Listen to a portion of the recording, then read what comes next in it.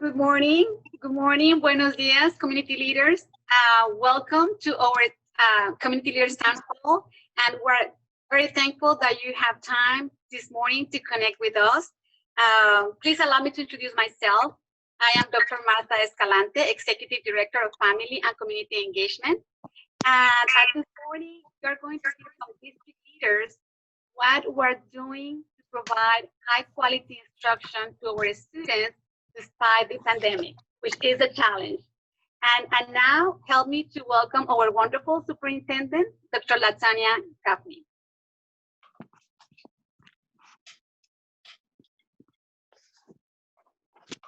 Dr. Gaffney? Who's going to share the... I will share the PowerPoint. Yes. Here it is, Dr. Gaffney. Can you see the slide?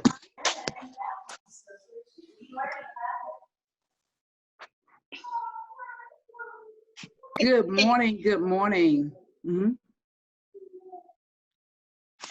We want to make sure that and respect everyone's time. Again, I want to thank you all for joining us this morning, and we just want to give you information on where we are. We know many of you are multitasking and doing many things, and so we're going to just go ahead and mute everybody's microphone.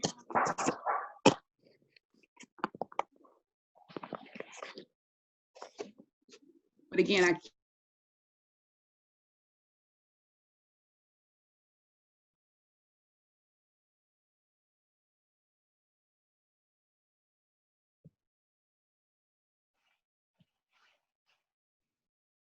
and how we're going to move forward.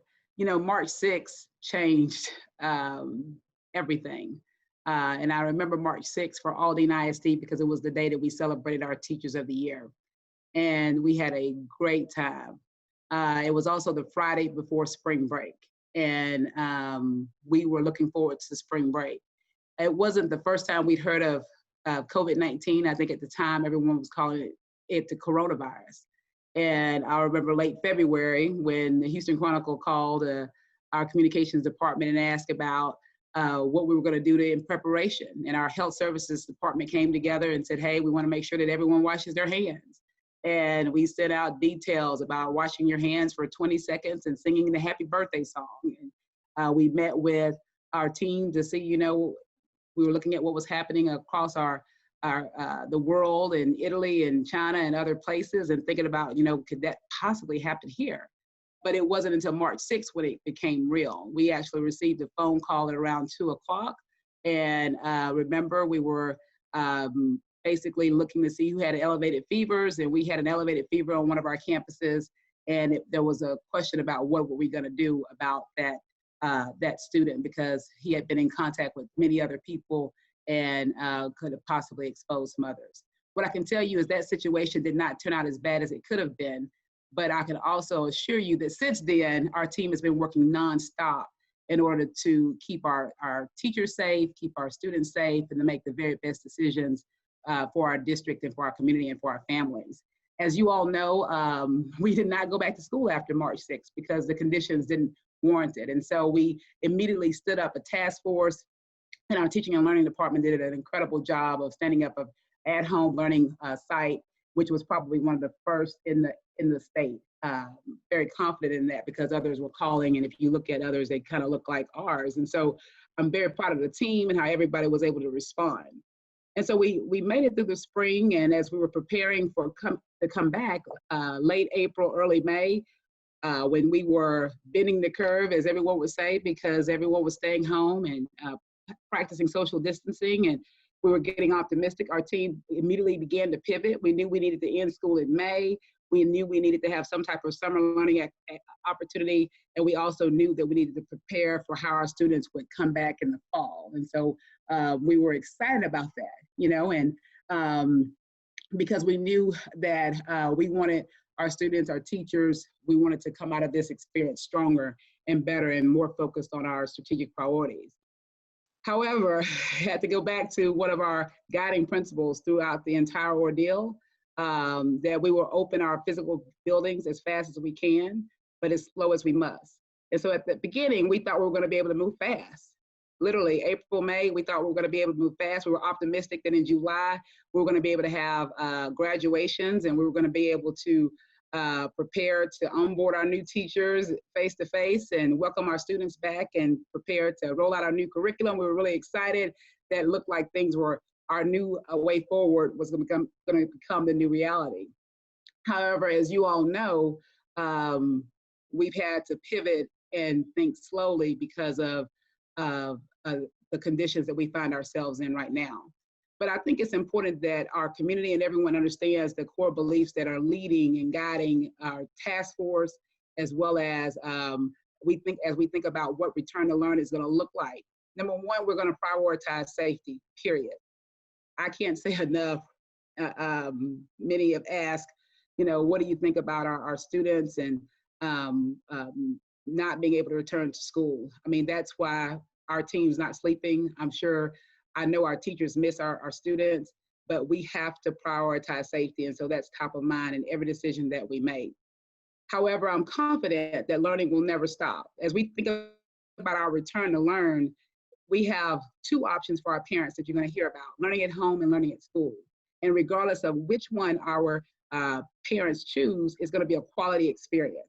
And our leaders are working hard to make sure that happens, and so are our teachers, and we're going to be prepared for whatever happens. So the learning is never going to stop. So that's number two. Our next guiding principle is we will work collaboratively to define our new way forward. We prided ourselves on not making decisions in a vacuum, and we've been intentional about engaging different staff and different ones, and very proud of the leadership that's been participating in our return to learn process. And what you're gonna know is there have been a lot of pivots, because if you look at our leadership across our nation, the leadership across our state, even across our county and our city, things have been changing, and sometimes there's information that doesn't always line up. But what we've been focused on is what's good for Aldine, and what's good for Aldine may not be good for a district in East Texas or South Texas, or it may not even be good for another district in the Houston area, but it's what's good for Aldine, and that's what we've been focused on. We're engaging the people of our community and making decisions based on the families and our families' experiences in our community. In addition, in the wake of everything that's happened this summer, we have been focused on aligning our decisions with our strategic priorities. We launched a new way forward, which was a bold plan to improve student achievement, address school culture, hire and empower effective leaders, and improve our organizational practices and engage our community and our parents and increase our communication. Those priorities haven't changed. They're still our primary focus. And in the wake of the pandemics that we've experienced, it's even more important that we are prepared to teach our students in a new way, and our teachers have the tools in which they need in order to be successful. So what you're going to hear about are basically 4 or 5 different items that are top of mind. Next. You're going to hear about the instructional models from our Chief Academic Officer. You're going to hear about what the registration processes look like, some of our health and safety initiatives in preparation for what face-to-face could look like, communications, where you can go to for information and how you can get us information, and how we've been responding to different inputs for information. And of course, this is a small enough group that we will have a Q&A. We ask that you put your questions in the chat. And what I can tell you is, because everything is so changing and is always changing and is so fluid, we may not know every answer, but we assure you that we're going to work hard to address whatever questions you have. We can't address every different what-if situation as it pertains to different entities, but what we can think about is what is in the best interest of our teachers, our students, our staff, our families, and of course, our community. So thank you all for being here. At this time, I'm going to turn it over to our Chief Academic Officer, Dr. Todd Davis. Good morning, everyone, and thank you for joining us today. I'm really excited to share with you our 2 instructional models that have been designed for our students this year. as Dr. Goffney said, we are prioritizing safety, and to that end, we have decided that the first 3 weeks of school, all of our students will be learning virtually. So I'll focus primarily on the virtual aspect of our learning models, but I will certainly touch base on both the in-person and the virtual models that have been designed for our students. As we were designing our models for entry into this school year, we reflected on our work when the pandemic started. And that was an immediate response to provide learning opportunities for our students. And we got feedback from our students, our teachers, our parents, and with our priority that learning is and must continue. Learning is every day and it must continue. We knew that we had to design a much more rigorous learning opportunity virtually for our students. And to ensure that learning is happening every day, we needed to make sure that our teachers have quality content and quality instruction every day, that students are provided feedback daily, and that we are monitoring closely student progress and providing the assistance needed when students are struggling.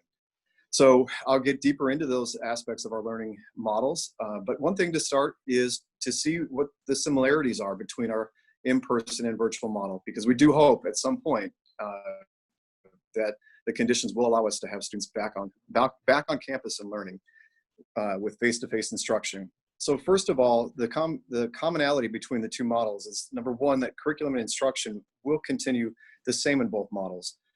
We have a very well-articulated curriculum at Aldine and an assessment schedule that corresponds to our curriculum. That will continue. Our pacing guides, our scope and sequence, and our expectations for curriculum delivery does not change in either model. Our grading guidelines and policies, it's important to know that that will not change either, that our students must complete all of their work as designed by their teachers at the standards outlined by their teachers in order to pass, be promoted, gain their credits, and ultimately graduate.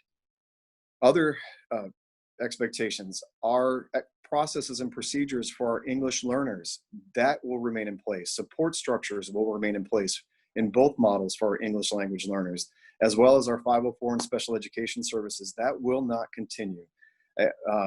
As services, personnel, instructional support, as that is designed in a student's instructional plan, that will be provided in both environments. And then of course, we need to make sure, primarily in the virtual environment, that we are following all guidelines for student privacy, that we will not provide content that does not protect, or provide content or a platform that does not provide utmost privacy and security for our students. The next slide. So let's look at some of the details. This is going to be a broad overview of our instructional model, but we'll look at some of the details of our plan. And I'm going to focus on the teacher responsibilities and how that changes as we move into this school year. First of all, for the on-campus teachers, of course, they will continue to provide in-class instruction as we have always done in a traditional setting. However, it's important that we must be able to pivot from in-class instruction to virtual at any given moment. So to that, our teachers are going to be asked to continue to maintain online content and assessments in our learning management system, which is called Schoology. And we will be asking that our teachers in class continue to assess our students online, but provide weekly feedback online to the students, even though that they're in class with them. And by having this blended model of learning on campus, this allows our teachers and students to be prepared for a quick transition to the virtual world if that's necessary. Now, let's look at how the changes have been designed for virtual. Going back to the slide previous, and one more back. You get a little prelude to my presentation. So first of all, and I'll go quickly here, our teachers virtually, they will be required to have daily instruction. They will build daily Schoology courses. They will be video recording themselves daily and providing not only that broadcast or video recording of instruction, but also assignments and corresponding support within the learning management system Schoology every day. They will be required in their daily schedule to provide small group instruction every day to students who are struggling, and that is face-to-face live instruction. In addition to that, they'll have a minimum of two 60-minute periods of office hours every day that our teachers will be available to support individual students and individual parents if they need that extra time, that extra kind of just a push or reassurance that they're doing the right thing in the virtual environment. Now, the next slide talks about feedback. And again, I've stressed that, I think I've said that a few times, that is a top priority in our plans, that we know that that learning doesn't happen if feedback isn't provided to our students every single day. And so that is always an ongoing expectation for our on-campus teachers. The learning at home side, that is also important. And again, as I've noted, that daily feedback through Schoology, through the lessons and activities, through small group instruction and the office hours is essential for success for our students at home. And finally, it's important to note on the next slide that our requirements for instructional minutes, that doesn't change on the learning on campus side, but it looks a little differently on the learning at home. We ensure that our students are engaged through designing content and assignments that mirror a normal day of instruction in terms of expectations for time engagement in the work. And then it is also important to know that our students will be recorded, their attendance will be recorded every day, that they must log in. And there are 3 attendance markers that the state has outlined in the asynchronous plan that means that our students must have progress every day, or they must interact with the teacher every day or turn in an assignment every day. And if one of these 3 things happens, that our teachers can then mark our students present. Now, our plan is an asynchronous plan. That means that majority of the work students will be doing, it's self-paced work, that the content and the recordings will be loaded, that they can load it into the system, that they can access at any time throughout the day. And they're with a small dose of face-to-face instruction through the office hours and the small group instruction. So again, thank you for giving us an opportunity to share our instructional plans. Good morning. I'm going to share with you just a little bit of information about our registration process. So as Dr. Davis mentioned, there are 2 learning models for parents to choose for their students, that either being learning at home or learning on campus.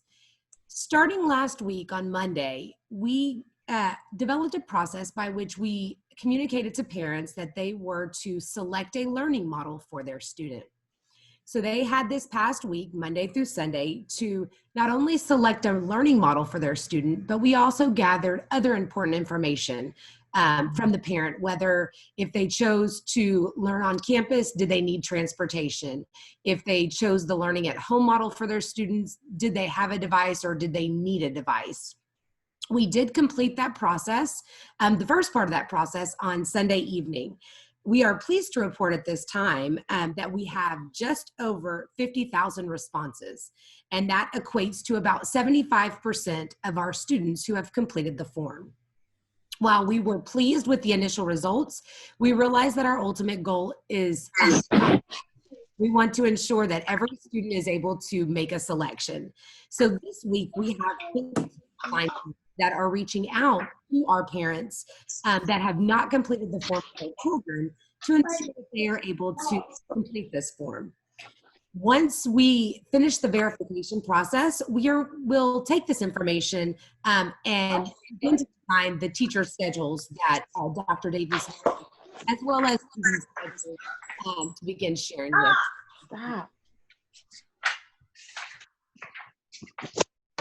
And good morning again.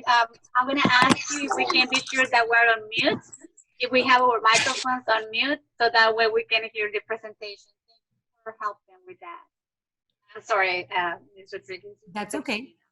The last thing that I want to share with you before we move to our next presenter is that currently we are sitting at about a little over 70% of our parents have selected the learning at home model for their students, and a little under 30% have selected the on-campus model. So we are using these numbers to work behind the scenes to ensure that students are enrolled in the selection that they've chosen.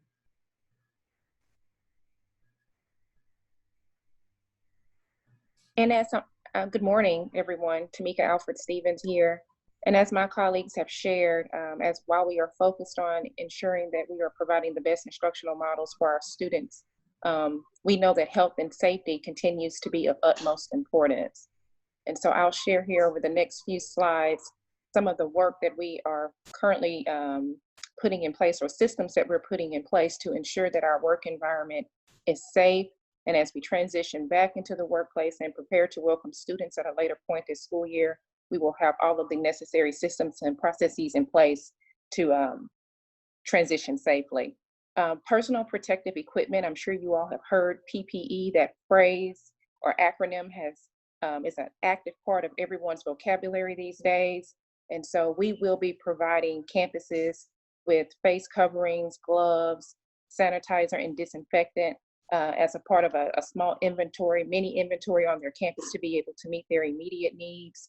In addition to that, we will be asking or requiring face coverings in order to enter all of our facilities. That is currently in place at this time. You will also note that, or please note that there's signage that's being added to each of our different facilities, so that there is a focus on, hand washing and reminding one another to make certain that we are practicing good health and safety hygiene in the workplace and at our instructional facilities. So that's just one of the signs that is around our facilities at this time. If you'll transition to the next slide, also just want to highlight here some other signage that's going to be throughout all of our facilities. Again, encouraging social distancing. Different protocol are being established and put in place to ensure that all of our classrooms, if there are desks in a classroom, that they're 6 feet apart. So having to make those necessary adjustments from a classroom perspective, and also from a non-classroom perspective. There are many of us have been working remotely as well as on site, and making certain that we are practicing social distancing and keeping ourselves safe around one another remains of utmost importance. So ensuring that we have the systems in place to be able to monitor the process and remind staff of the importance of, if you're feeling sick, to please stay at home. There's no communal eating at this time, no shared spaces. If you are entering the building, as I've already said, you need to make sure you have your face covering on and whatnot. And then as I transition to the next slide here, again, just some of the changes or enhancements we have input into our current system. We are currently using an EPA approved disinfectant in order to clean our facilities, all of our facilities and campuses. We've also purchased these disinfectant misters, and each facility has one, and it allows us to clean a large space, open space, if you will, with more speed. Instead of mopping everything or wiping everything down, the misters cover a greater span of space in a shorter period of time. As I've already indicated, social distancing and making certain that we're following those CDC guidelines and recommendations to the degree that we can. That's why we have the face coverings and the signage to remind staff. You'll see the picture over to the right there. That is actually the Donaldson Administration Building, where we have installed a plexiglass or sneeze guard. It's what some call it, but it's basically a shield to protect our staff that are sitting and greeting our guests, that are our visitors that are coming into the building. And also, if you'll see right there to the left, if you can see the picture, there's an actual sanitation station there as well. Each campus will have at least one sanitation station in the office area, and then there will be other sanitation stations throughout the building. Moving forward here also, Dawn hinted on this a little bit as we talked about the student commitment forms and the importance of our families committing to a learning model. We know that technology continues to be top of mind and an important area that we need to address.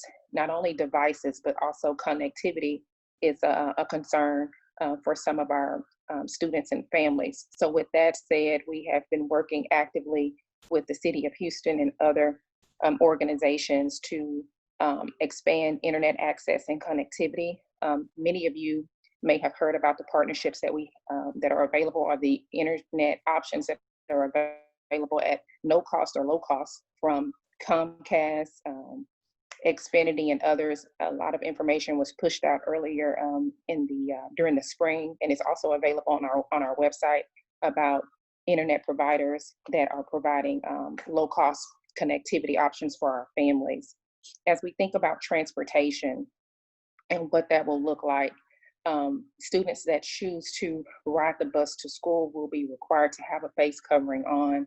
In addition to that, they will be sanitizing their hands upon entering the buses. Each bus will be equipped with what I call a little mini sanitation station, so that as students enter the bus, they'll be able to sanitize their hands.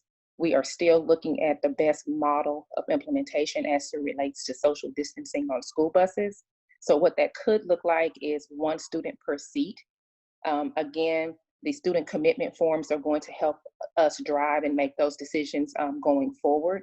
As Dawn already shared, the window for student commitments closed out here earlier this week, but we know that our campuses are actively working to reach out to those families that perhaps did not complete the commitment form, so that we can capture their response, so that we're using good data to make great decisions. And as we think about child nutrition and our curbside meal distribution process, which was proven to be effective, I'm proud to say that we were able to continue to serve our students and families during this time. And as we think about the upcoming school year and starting the first couple of weeks still in a remote setting, we're going to continue to offer curbside meal distribution. We're looking at different options to offer it across multiple locations and different times. So again, those discussions are still underway, and active conversations are being had in response to new guidelines that are coming down the pipeline on a daily basis. And just as a point of reference for a visual, I already mentioned what transportation could look like if we are seating 1 student per seat. And so some of the recommendations that have come down the pipeline have been that we should consider using hand sanitizer when entering buses, which I've also already noted that we will be doing, and when possible to let the windows down and allow some circulation on the bus. And so we'll do that to the degree that we can. We recognize Houston it can get pretty humid and hot, and so we want our students to, while we want them to be cool and comfortable, we want them to be safe as well. And also, guidelines such as encouraging families to provide their own students transportation when possible. So again, these are just conversations that we are continuously having as we make decisions with the best data that we have available at this time. And as far as how we are addressing the mitigation strategies for reducing spread in our schools and in our community, please know that we have consulted with many people, including our health services department and our county health department experts, to ensure the safety of our staff and students. As you have heard, our traditional in-person instruction will not begin until after the 3-week period. In the meantime, we are ensuring that there are safety protocols in place for our staff that are on campuses that are engaging in essential tasks. Face coverings are required for all staff on campuses, and for students 10 years of age or older. We are following CDC recommendations as well as those coming from our Texas Education Agency. Several mitigation strategies that we are implementing to reduce the spread include daily employee self-screenings prior to entering a building. Once students are coming back to those buildings, there will be student pre-screenings with the assistance, as you can imagine, of our parents and our families. We, as you heard from Dr. Alfred Stevens, enhance cleaning and disinfecting along with the tools needed to do that. Physical distancing in classroom and common areas, and frequent hygiene and limiting access. I want to, before we move on, please know that every campus, every school has mobilized a redesign team. This team is a cross-functional group of staff members that are reviewing the classrooms and shared spaces of each part of that building. Each of our schools are vastly different in not only the number of spaces in classrooms, but how much capacity is each in those areas. And so these redesign teams are working with the operations department to analyze how they will be addressing arrival, cafeteria, transitions, and dismissal practices that will ensure the safety of our students. If you could move on, please. As far as the response and planning for incidents that occur on our campuses or in our facilities, we have an incident reporting protocol for those staff that are have reported either close contact, symptomatic, or verified positive tests. And if the district is notified that a student or employee has a COVID-19 test, we do engage in contact tracing to notify who other close contacts are for possible quarantine or isolation. And then notification is sent to parents and students, or in this case right now, we only have staff members that are on campus of that facility or those people who were in close contact. We recognize the fact that when we return to on-campus learning, that it will look different as we look to limit interactions, movement, and ensure that there are processes in place for our staff and our students to be healthy and safe. And I am going to now turn it over to Ms. Reed. Good morning again. It still is morning. I just want to, again, thank you all for being here and being interested in the work that's happening in Aldine. What we know is that the work that you do in your jobs and your organizations will really be or has been impacted by what our school district is doing. And so one of the first things we set out to do, as Dr. Goffney mentioned, is ensure that we had stakeholder feedback. So we have, throughout the entire process, used the voice of students, the voice of parents, the voice of teachers, the voice of principals to help us plan for next steps, for us to be able to pivot and for us to be able to maybe forecast what's coming down the pipeline. Our board of trustees approved our academic calendar in February. And in that academic calendar, we worked hard to ensure that we were not only setting out to meet our goals, but also to build in breaks to ensure that we had a connection to professional development that was needed. And so the academic calendar to see in front of you is just that. I believe it was in May or June, many districts around us started having conversations about changing their academic calendar. I believe there were conversations about moving the dates forward to start sooner. There were other groups talking about adding in additional days throughout the year to mitigate the need for days off should there be a COVID breakout. But we held firm and talked very, very long and deep about what we thought we needed to do for Aldine. And we ultimately landed on the fact that we would keep our calendar. And so the academic calendar that we presented in February is what is still guiding the upcoming year. The first day of instruction is scheduled for August 17th. You may have heard that the TEA recently issued guidance that allowed districts to have up to 8 weeks with some board approval to go virtually.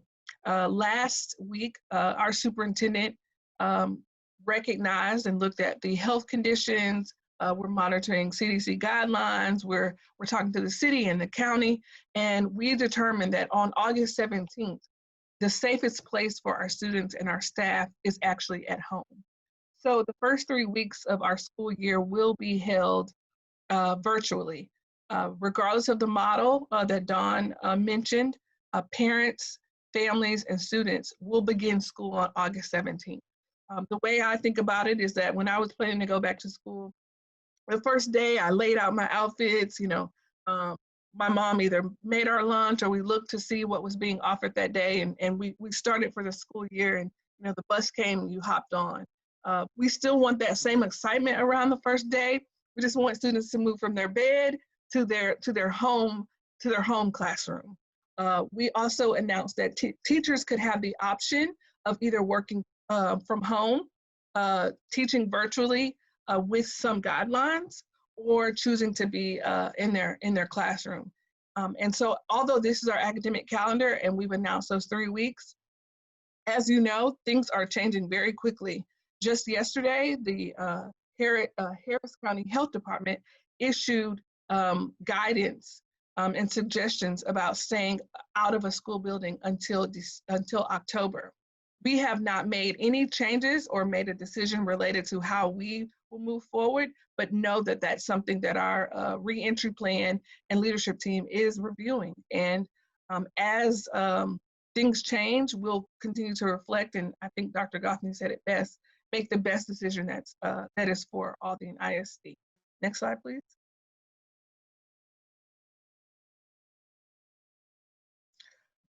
So along the line of ensuring that our parents and even our community members know what is happening, we developed a return to learn webpage. This was modeled after our COVID webpage that was launched in the spring. And what we found is that it's best to have one place on the district website where people could go and quickly get all of the information that they needed.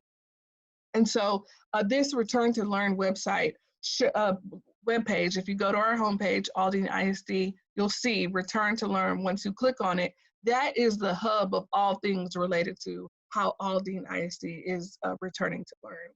At the top of the page is a reminder about the first day of school. We outline our core beliefs so everyone understands where we are starting from. We again showcase the learning models and then have a list of FAQs. And so I noticed that many of you have questions in the chat. We'll answer those, but know that when we have town halls like this, we've had town halls with parents, we'll have town halls with teachers. We are taking some of these questions that continue to come up and we're placing them in the FAQs with answers, because we know that if one or two people have the question, many others are thinking the same thing. We go to the next slide. As I mentioned, the frequently asked questions answer instruction. We go into detail about the learning models, health and safety. Dr. Alfred Stevens and Katie Rohde really laid out our plan and some of the parameters, but we know that there are detailed questions. Specifically, I have a pre-kindergarten student. My student is a pre-K student. Will he or she need to wear a mask? And so we'll get into those details. For the record, our hope is that what we have asked is that everyone who enters our building will wear a face covering, whether that is a mask, that goes around your ears, or whether that's a face shield, depends on the need. We know that it's going to be difficult to get a pre-kindergartner to wear a mask all day, but we also know that that is one of the CDC requested guidelines and best ways to keep yourself healthy. So the questions about health and safety are there. We talk in detail. Sylvia, we missed like the last 10 seconds. You froze. Okay, so can you go over, restate that about the mask? Thank you. Mm-hmm. So as I mentioned, we will, we know we've asked everyone who's entering our buildings to wear a mask. We understand that it will be difficult to possibly get a pre-kindergarten student to wear a mask every day, all day long, but we understand that that is one of the safety guidelines for everyone is safe. What we know is that someone may decide to wear a mask, others may select and choose to wear a face shield that comes down and is clear. And though either one of those things will be, as Dr. Alfred Stevens mentioned, available or suggested, but everyone who enters our building should prepare to have their face covered. I just wanted to just go a little bit into the FAQs and show you what's there. We also know that when you extracurricular and counseling, lots of questions about will football happen? Will band happen? I want to let you know that just as we've been on this call, the UIL, which is the governing body of our activities, sports and academics, has issued their own guidance, and we will follow those. However, keep in mind that we have said the first 3 weeks of school are virtual and no activities, extracurricular or sports, will take place. And as I mentioned, as we continue to get guidance and suggestion and feedback and changes, all the decisions have to be thought through to ensure that we're following those guidelines. What's important, and one of the things I want to point out is that we know that school is more than just sitting in a classroom. Many of our students come to school to learn social skills and participate in those team sports, and to learn teamwork and leadership through extracurricular activities. And so we're going to do our best to make those things available, but we also know that safety is top of mind. And many of those decisions will need to be made by families. Next slide. The buildings are closed, but we are not. And so if you dialed our phone number, no one would answer the line because we've opted to be in phase 1, which is people are in the building to do essential tasks. And so we don't have a receptionist there during the main hours, but we know that parents and families still have questions. And so we launched a tool called Let's Talk to allow you, our stakeholders, to have access to the answers of the questions that you have.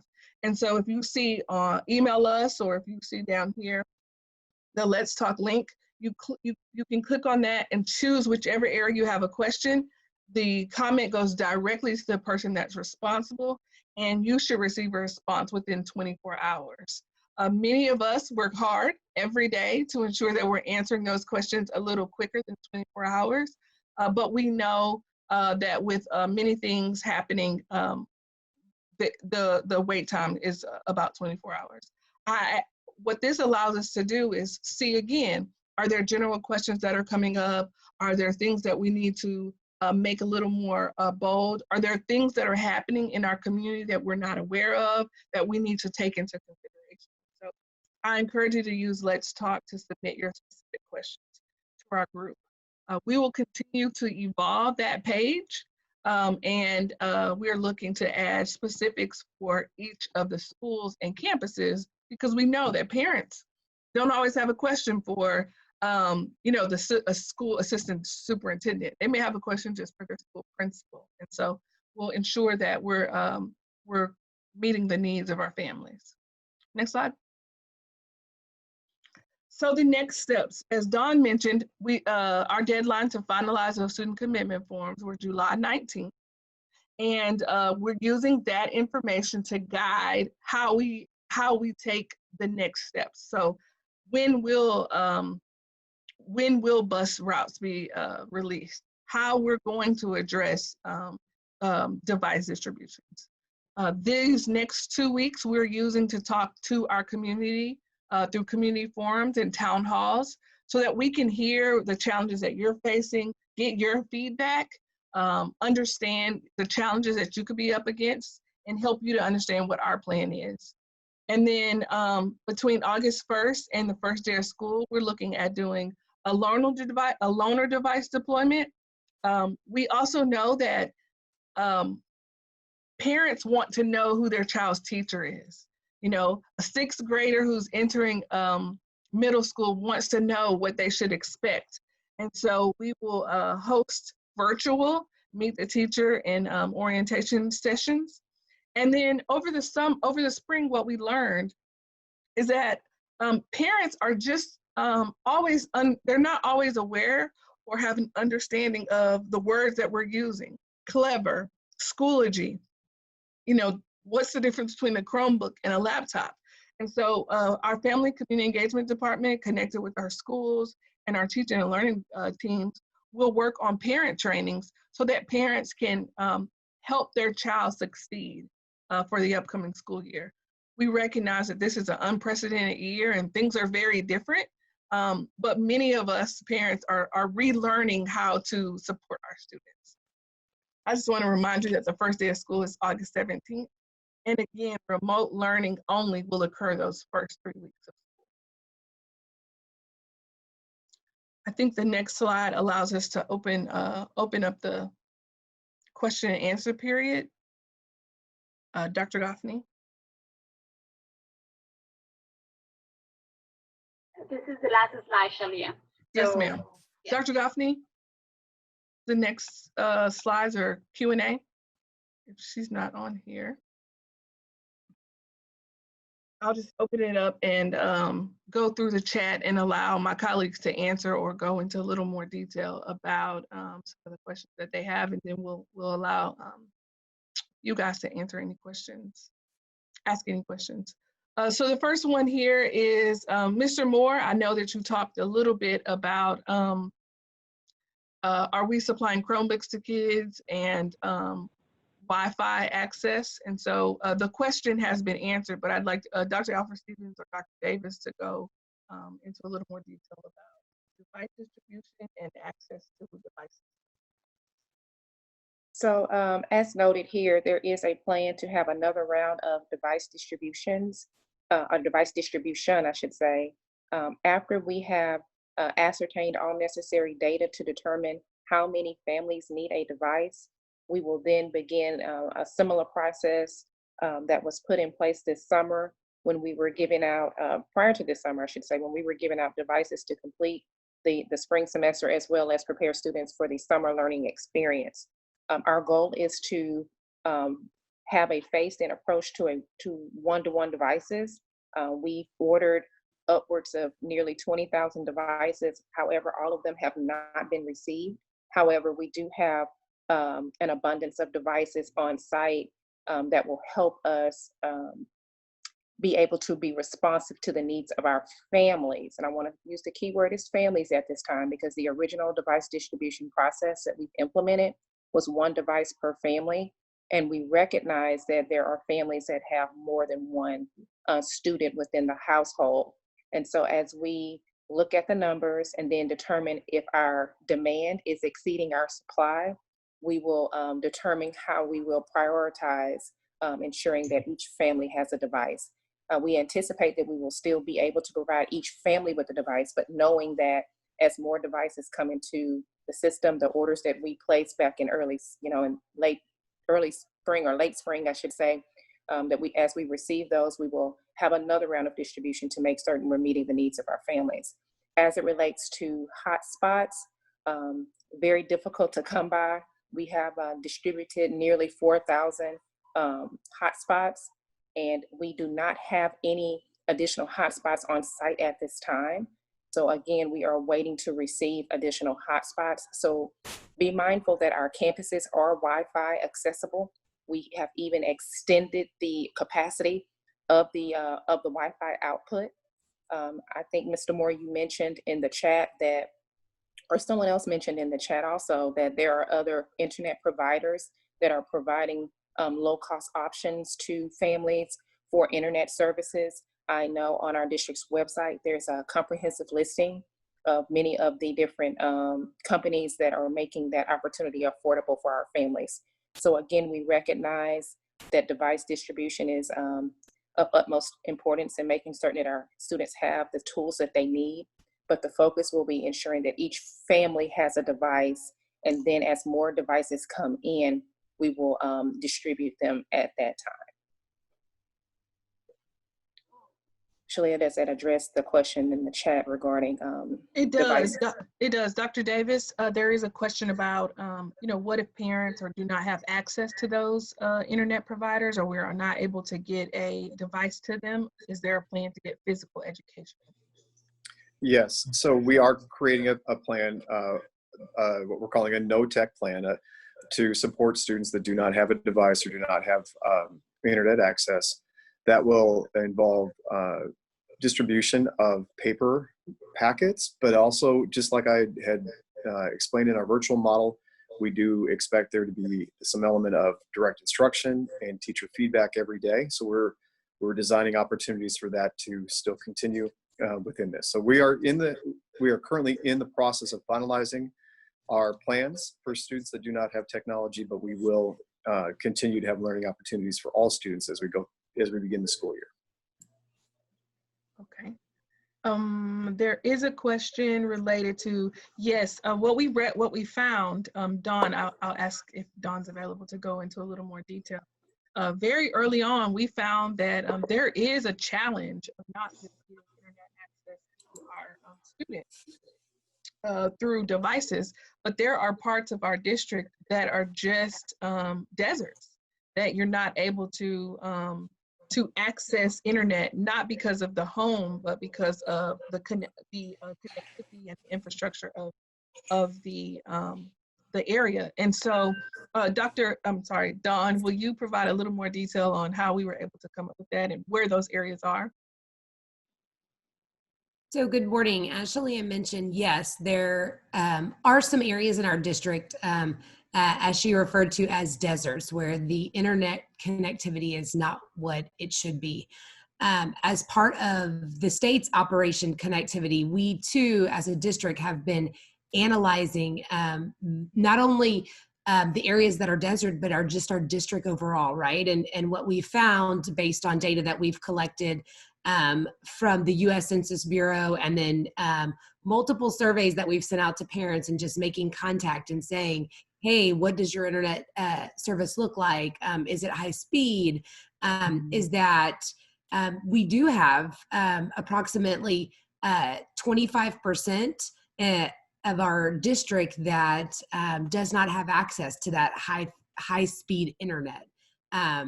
Not cell phones per se, right? Because when you add in cell phones, that does increase the number of access just a bit, but 25% in the Hidden Valley area, we noticed that there was higher than average no access to internet. So we do have data to support that some of our areas are in more need than others. But overall, as a district, as Shalia mentioned, it is important to make sure that families have access. So we are working behind the scenes to put a plan together to ensure that our students are able to access the materials, whether they be high-tech options or, as Dr. Davis mentioned, low-tech options. And what we recognize is that that challenge is not something that we can take on alone as a district. And so we're working with our elected officials. The county has reached out to us, as well as the city, to find out where can we tap into, what bigger group can we tap into to get to get connectivity. I think Dr. Goffney has said it best. You know, all of us should have a right to have running water. All of us should have a right to have internet access, and I think that this crisis really showed us that without internet access, the digital divide is real, and it really separates and creates another barrier for students. The last question here that I will address, or two questions, is yes, virtual learning can be accessed through the phone, but what we recognize and know is that there's nothing like sitting at a device and being devoted to just doing your schoolwork. And so that supports that.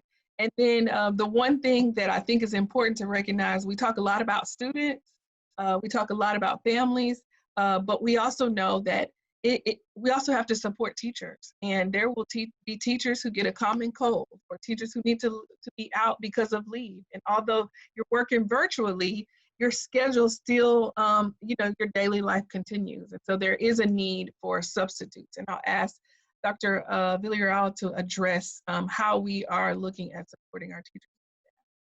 Yes, good morning, everyone. Thank you, Ms. Reed. So in terms of for when our teachers may have to be out and so forth, we have started working on contacting current substitutes to make sure that they're still on board and want to continue to substitute for us. We've also made an announcement last week to all of our campuses that they will be getting a dedicated sub through September 30th that would start on August the 6th with the start of teachers, so that they are able to get trained and assist virtually and so forth as we return to learn, because we felt it was extremely important to have that consistency or the continuity of someone who actually understands the remote learning or the virtual learning. And so we provided that to our campuses. Our larger campuses that have over 1,100 students will actually receive 2 dedicated subs. And so we've already started that work with our principals and identifying those individuals and contacting them. And so they should be on board in the near future.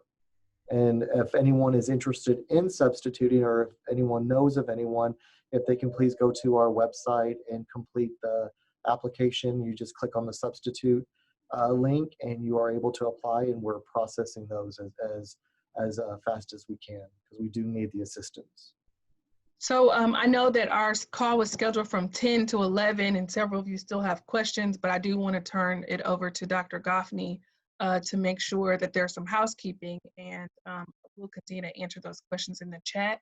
I encourage you to utilize Let's Talk to ask us questions so that we can get those to you, and so that you can be a resource for us and share that with your network of influence. We want to say thank you to all of you who have logged in to find out more about Aldine's Return to Learn plan. We appreciate your time, and certainly I hope you will join me in appreciating the leadership in Aldine ISD. We have one of our school board members who's present. We have Dr. Viola Garcia. Dr. Garcia, if you'll say something so everyone can see you. I want to reiterate and just thank everyone on the call for their participation, their support, their help in getting us all back to school. Thank you.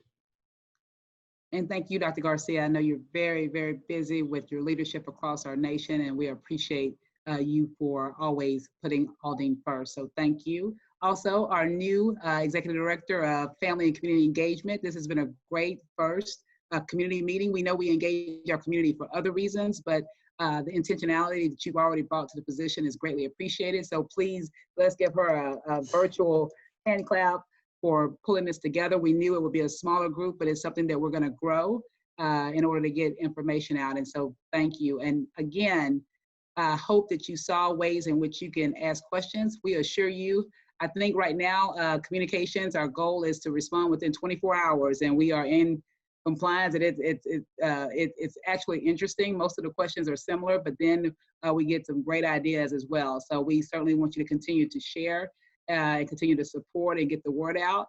And please, please, we recognize that COVID-19 is not an Aldine problem. It's not a Houston problem. It's not a Texas problem. It's not even a US problem. This is a global pandemic. And so in order to be able to move forward in the safest way possible, it's going to take all of our community partners working together. And so I certainly appreciate your time. I appreciate your thoughts and prayers, because these are uncertain, uncharted times, but I know that together we can and together we will. So thank you all for your time today.